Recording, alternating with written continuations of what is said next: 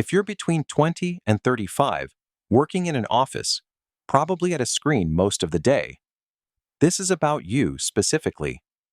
Not in a dramatic way.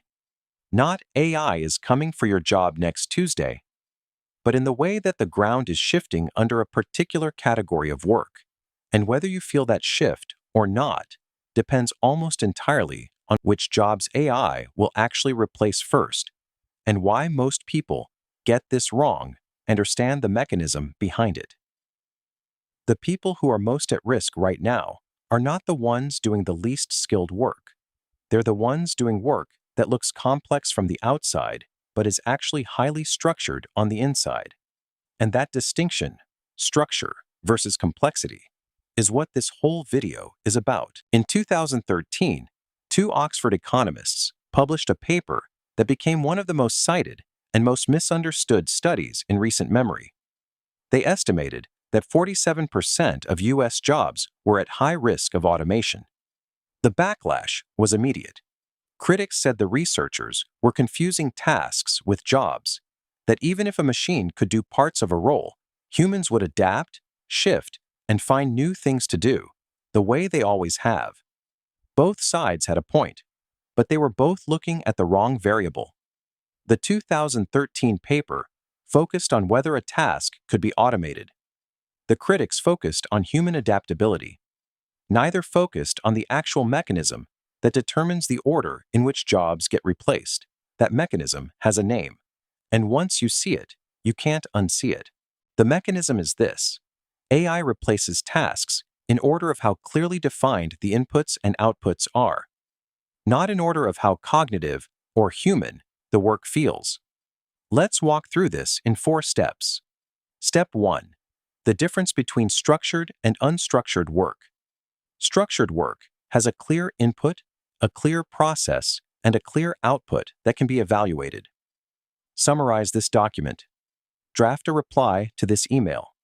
Write a function that does X. Analyze this dataset and flag anomalies. Unstructured work doesn't. It involves navigating ambiguity, reading a room, making a judgment call where there's no correct answer to check against. Here's the key insight. A lot of work that feels cognitively demanding is actually highly structured. Writing a first draft, running a basic analysis, doing research and synthesizing sources, translating a client brief into a deliverable. These feel like skilled, human activities, and they are, but they have defined inputs and evaluable outputs. That makes them automatable.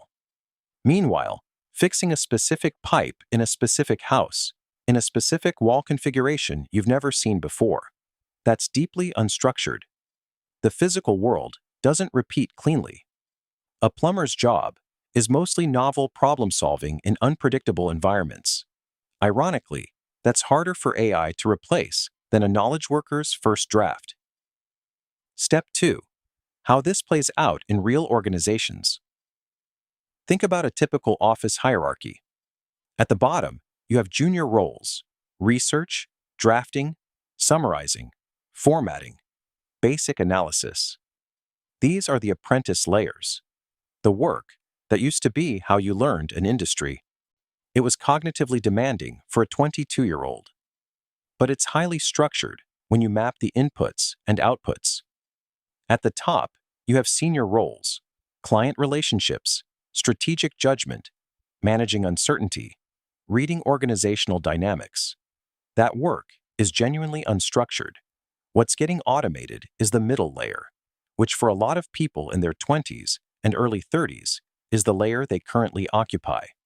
This isn't theory. Law firms are already using AI to do first-pass contract review. Consulting firms are using it for research synthesis and first drafts of decks. Marketing agencies are using it for copy generation. Finance teams for data summaries. These aren't fringe experiments. They're operational now. Step 3. What augmentation actually means in practice. You'll hear a lot that AI won't replace jobs. It'll augment them. One person will be able to do the work of 5. This is probably true, But notice what that actually means. If one person with AI can do the work of five, you don't need five people.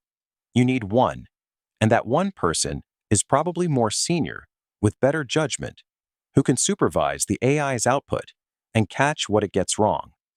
So augmentation, in practice, compresses teams. The five junior analysts who used to do the structured work get replaced by one senior analyst plus tools. The five are not upgraded to more interesting work. The five are let go, and the one has a different job description. This is the thing. The augmentation, not replacement framing quietly sidesteps. Step 4. The role of the error cost environment. There's one more variable that determines how fast a given job gets automated. It's the cost of getting it wrong. In a low-stakes environment, a first draft, an internal summary, a preliminary analysis, the cost of an AI error is low. A human reviews it, catches the mistake, fixes it. The speed gain is huge. The downside is manageable. Adoption is fast. In a high-stakes environment, medical diagnosis, legal advice that goes directly to a client, financial decisions with real money behind them, the cost of an AI error is high. Humans stay in the loop longer. Adoption is slower, more cautious, more regulated. So the jobs that get automated first are not just the structured ones. They're the structured ones, where the output goes to a human reviewer before it has real-world consequences. That's exactly where most junior knowledge work sits. Now that you understand the mechanism, here's what it looks like in practice, depending on whether you see it or not. You're in your late 20s, working in a knowledge-based role. If you don't have this mental model, you're probably focused on getting better at your current tasks. You're proud of how fast you can turn around a research report, how clean your decks are, how efficiently you synthesize information. These feel like your professional assets. You're building a skill set. What you're actually building is a skill set in the tasks that are most likely to be automated in the next 3 to 5 years. If you do have this mental model, you're focused on something different. You're paying attention to which parts of your work require unstructured judgment and deliberately developing those. You're positioning yourself as the person who uses the AI output, evaluates it, and makes the call, not the person who produces the first draft. You're thinking about client relationships, domain expertise that takes years to build, the ability to navigate situations where there is no right answer. You still do the structured tasks, but you don't build your identity around them. The difference isn't about working harder. It's about understanding which layer of the system you want to be in 3 years from now.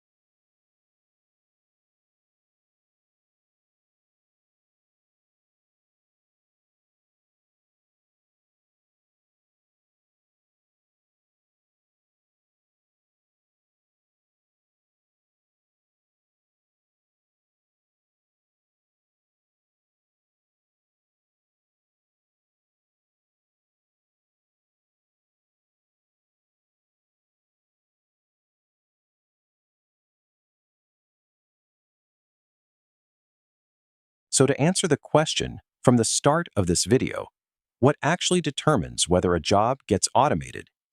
It's not how human the work feels. It's how clearly defined the inputs and outputs are, how low the cost of error is, and where in the hierarchy that work sits. The jobs that get replaced first are structured, reviewable, and sit in the apprentice layer of knowledge work, which is also, right now, where a large part of the workforce in their 20s and 30s lives. Here's the one-sentence version. AI replaces defined processes before it replaces judgment, and most knowledge work is more process than most people want to admit. Now, Knowing this changes the question you should be asking. The question isn't, is my job safe? That's the wrong frame. The right question is, what kind of work builds skills that compound in value as AI gets better, rather than skills that get cheaper? That's the next video.